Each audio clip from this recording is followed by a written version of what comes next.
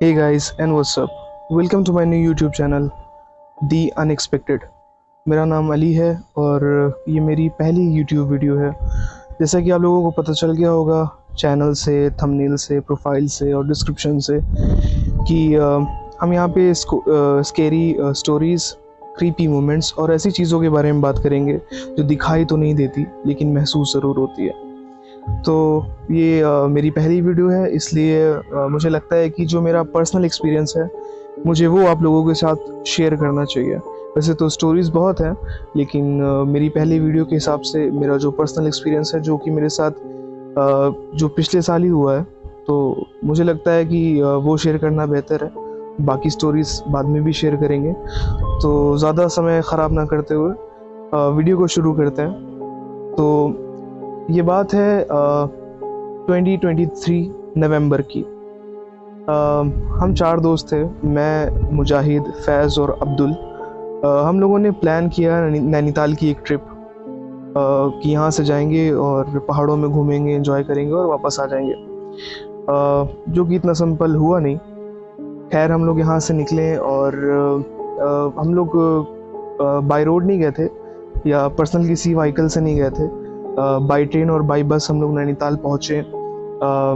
पहुँचते पहुँचते रात हो चुकी थी और रात में हम लोगों ने रेस्ट किया। नेक्स्ट डे उठे, पूरा नैनीताल एक्सप्लोर किया, काफ़ी इन्जॉय किया। फिर उसके बाद ये हुआ कि उसके बाद नेक्स्ट क्या करना है।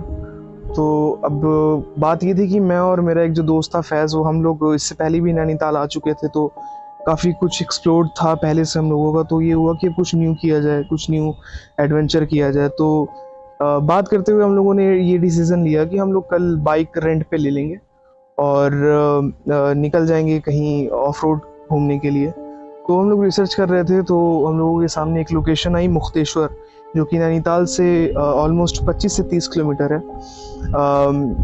तो हम लोगों को लगा कि यहाँ जाना बेहतर होगा। तो हम लोग वहाँ से निकले। हम लोगों ने बाइक रेंट पे ली और वहाँ सारी आईडीज़ वगैरह जमा की हम लोगों ने और उन लोगों से पूछा तो उन लोगों ने बताया कि यहाँ पे एक रूल है कि वापस गाड़ियाँ आप लोगों को 7 बजे से पहले करनी है। हम लोगों ने बोला ठीक है, और हम लोगों ने उनको ये भी नहीं बताया था कि हम लोग मुक्तेश्वर जाने का प्लान कर रहे हैं, क्योंकि अगर बताते तो फॉर सम ऑब्वियस रीजंस वो हम लोगों को बाइक देते ही नहीं। हम लोगों ने बिना बताए वहाँ से सारी प्लानिंग शुरू की और हम लोग वहाँ से निकल गए। टैंक फुल कराया और मुक्तेश्वर पहुँच गए। 12 बजे हम लोग निकले थे वहाँ से, 2 बजे मुक्तेश्वर पहुँच गए, यानी कि 2 घंटे में। और फिर वहाँ 2 घंटे रहने के बाद, एंजॉय करने के बाद, फ़ोटोज़ एंड वीडियोज़ क्लिक करने के बाद 4 बजे वहाँ से निकलने की प्लानिंग की।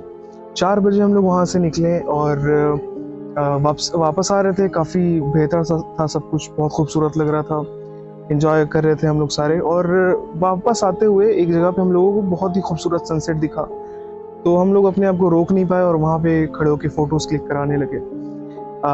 अब 1 घंटा ऑलमोस्ट गाड़ी चलाते हुए हो गया था। 5 बजे वहाँ रुके थे और आधे घंटे वहीं खड़े रह गए। उसके आधे घंटे खड़े रहने के बाद हम लोगों को रियलाइज़ हुआ कि शायद बहुत ज़्यादा लेट हो रहा है, 7 बजे से पहले गाड़ी वापस भी देनी है, तो हम लोगों को यहाँ से निकलना चाहिए।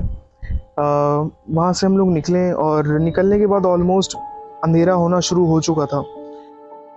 तो काफ़ी ज़्यादा ठंड थी और अंधेरा होना शुरू हो गया था, तो थोड़ा सा अजीब लग रहा था, क्योंकि नैनीताल से लेकर के मुक्तेश्वर तक के पूरे रास्ते में कहीं भी कोई लाइट नहीं थी और कोई होटल्स नहीं खुले हुए थे। जो किनारे पे शॉप्स होती हैं, मैगी स्टोर्स होते हैं, वो कुछ भी वहाँ पे खुला हुआ नहीं था।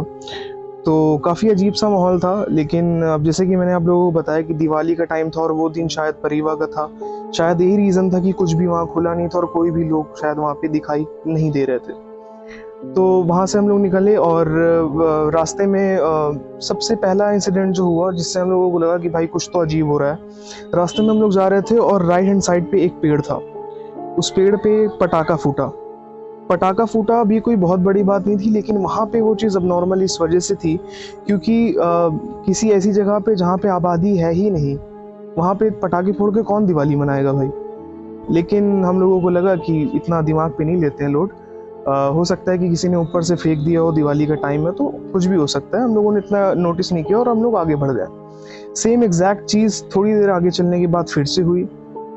फिर हम लोगों ने सोचा कि यार दिवाली का टाइम है, छोड़ो जाने दो। थर्ड टाइम क्या हुआ कि गाड़ी के जस्ट आगे एक स्कूटी और एक बाइक हम लोगों ने रेंट पे ली थी। तो मेरी जो स्कूटी थी उस पर मैं बैठा था और फैज़ स्कूटी चला रहा था, और दूसरी जो बाइक थी उस पर मुजाहिद और अब्दुल बैठे थे, जिसमें अब्दुल राइड कर रहा था।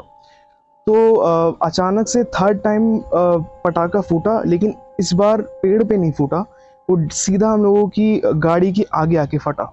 और ये काफ़ी अब नॉर्मल चीज़ थी। रीज़न ये था कि भाई कोई ऐसा क्यों कर रहा है और कब से हम लोगों को फॉलो कर रहा है कि हम लोगों की गाड़ी के आसपास ही ये सारी चीज़ें हो रही।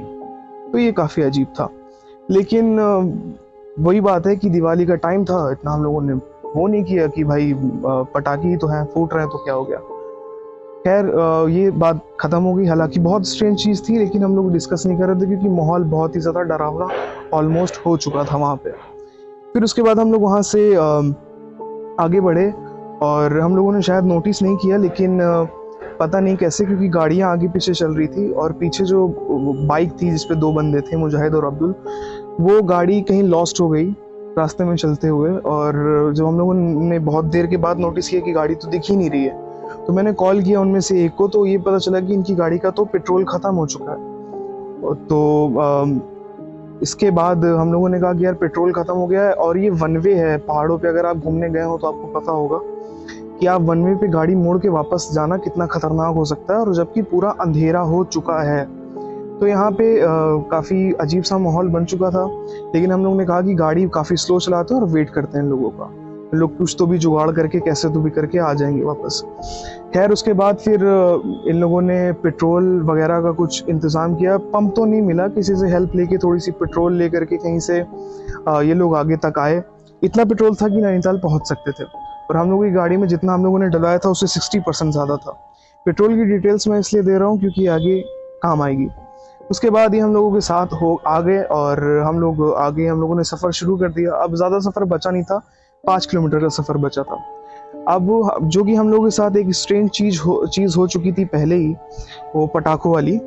तो काफ़ी हम लोगों को ऐसा लग रहा था कि हाँ भाई कुछ हो सकता है हम लोगों के साथ। लेकिन फिर इजी गोइंग था, सब कुछ जा रहे थे हम लोग। जो नेक्स्ट जो चीज़ होती है हम लोगों के साथ, हम लोग नॉर्मली चला रहे हैं गाड़ी, और सबसे पहले मुझे लेफ़्ट साइड में ऐसा लगा कि जैसे कोई पत्थर पे बैठा हुआ है। मतलब ह्यूमनाइड बॉडी थी, इंसान की तरह का कुछ शेप था, और वो पत्थर पे बैठा हुआ था। मैंने वो चीज़ देखी फर्स्ट टाइम, मैंने इग्नोर मार दिया। मैंने कहा यार मुझे पता है पहाड़ों में इस तरह की चीज़ें होती हैं, इनको नोटिस इतना ज़्यादा नहीं करना चाहिए और ना अटेंशन देनी चाहिए। उसके बाद थोड़ी देर आगे चलने के बाद राइट में मुझे फिर से वही सेम चीज़ दिखी। तो मुझे लगा यार पता नहीं शायद मेरे साथ ही हो रहा है सिर्फ। लेकिन फिर थोड़ी देर बाद फैज़ ने, जो मेरी स्कूटी राइड कर रहा था, उसने मुझसे बोला कि भाई अली भाई कुछ पढ़ना शुरू करो, मुझे कुछ अजीब सा फील हो रहा है। तो मैंने उसको मना किया कि भाई ये सब बातें अभी मत कर, बाद में बात करेंगे। वो मैंने मना इसलिए किया था कि जब ये एंटिटीज़ आसपास होती हैं और आप इन चीज़ों के बारे में बात करो तो वो थोड़ा सा अटैकिंग मोड में आ जाती हैं। यही रीज़न था कि मैंने उससे मना किया कि भाई इन चीज़ों के बारे में बात मत कर, और हम लोग इस चीज़ को बाद में डिस्कस करेंगे। फिर उसके बाद हम लोग कैसे कैसे जा करके पहुंच गए नैनीताल फाइनली। और वहां पहुंचने के बाद हम चारों को बुखार हो चुका था, और मुझे ऐसा लग रहा था कि शायद मैंने ही कुछ नोटिस किया है। लेकिन जब हम लोग रूम पे पहुंचे हैं तो काफ़ी हालत ख़राब थी, सब काँप रहे थे डर की वजह से।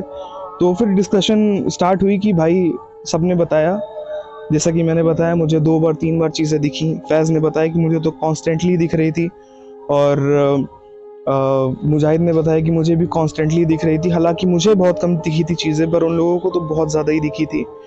और उस चीज़ की वजह से कई बार उन लोगों ने बताया कि रास्ते में एक्सीडेंट होते होते बचा है। कि मतलब बहुत बार ऐसा हुआ कि रोड ही नहीं दिख रही थी, या फिर रोड समझ में नहीं आ रही थी, और एक्सीडेंट होने ही वाला था, बच गए। बहुत सारी चीज़ें रास्ते में हुई थी, ये सारी चीज़ें उन लोगों ने बताई। तो एक और स्ट्रेंज चीज़ जो हुई थी वो ये थी कि पेट्रोल, आपको जैसे मैंने बताया कि पेट्रोल उन लोगों का ख़त्म हो चुका था गाड़ी में, ठीक है। लेकिन जब हम लोग उन लोगों जो बाइक रेंट देने वाले थे उन लोगों को, जब हम लोगों ने गाड़ी वापस की है, तो मेरी जो स्कूटी है उसमें 50% पेट्रोल बचा हुआ था। और जब जो दूसरी बाइक थी उसका जब टैंकर चेक किया गया तो उसमें भी, I don't know how strangely, लेकिन पता नहीं कैसे, लेकिन उसमें भी 50% पेट्रोल था। अब ये चीज़ कैसे हुई कि पेट्रोल ख़त्म हो गया और सिर्फ इतना ही पेट्रोल था कि नैनीताल तक वापस आ सकें, उसके बाद 50% पेट्रोल, मतलब कि 2 लीटर पेट्रोल गाड़ी में वापस आ जाना, या फिर पहले से पेट्रोल दिखना बंद हो जाना, क्या हुआ ये चीज़ आज तक मिस्ट्री है और हम लोग समझ नहीं पाए इस चीज़ को। आज भी डिस्कस करते हैं लेकिन समझ में नहीं आती हैं ये चीज़ें। खैर, ये सारी चीज़ें हुई, तो बस इससे हमें यही सीख मिलती है कि कभी भी पहाड़ों पे जाओ तो रात में निकलो ही मत, और अगर रात में निकल भी रहे हो तो कोशिश करो कि 2 व्हीलर पे तो बिल्कुल ही मत जाओ, क्योंकि बहुत सारी ऐसी चीज़ें होती हैं पहाड़ों में जिनको हम रियलाइज़ तो नहीं करते कि ये हैं, लेकिन वो आपको नुकसान पहुंचा सकती हैं। तो गाइज़, ये थी आज की स्टोरी। आई नो कि बहुत ज़्यादा क्रीपी नहीं थी, लेकिन पहली वीडियो थी इसलिए पर्सनल एक्सपीरियंस था, शेयर करना था तो मैंने कर दिया। नेक्स्ट टाइम बहुत सारी क्रीपी और भी ज़्यादा स्केरी स्टोरीज आएंगी, तो चैनल सब्सक्राइब कर लें आप लोग, बेल नोटिफिकेशन ऑन कर लें, like this video, share this video, और अगर आप चाहते हैं कि मैं आगे इस तरह की और भी वीडियोस बनाऊं तो कमेंट डाउन बिलो, और मुझे आगे बताते रहें कि इस वीडियो में क्या कमी थी, वीडियो आपको कैसी लगी, कुछ भी अच्छा बुरा कैसा भी कमेंट करें, लेकिन करें ज़रूर। और बस आज की वीडियो के लिए इतना ही, और अगर फर्दर आप वीडियोस देखना चाहते हैं तो सब्सक्राइब करें मेरे इस चैनल को, और मैं आगे भी आप लोगों के लिए ऐसे ही वीडियोस बनाता रहूँगा। अभी के लिए bye, take care of yourself, और इन चीज़ों से थोड़ा सा अवेयर रहें। Good bye.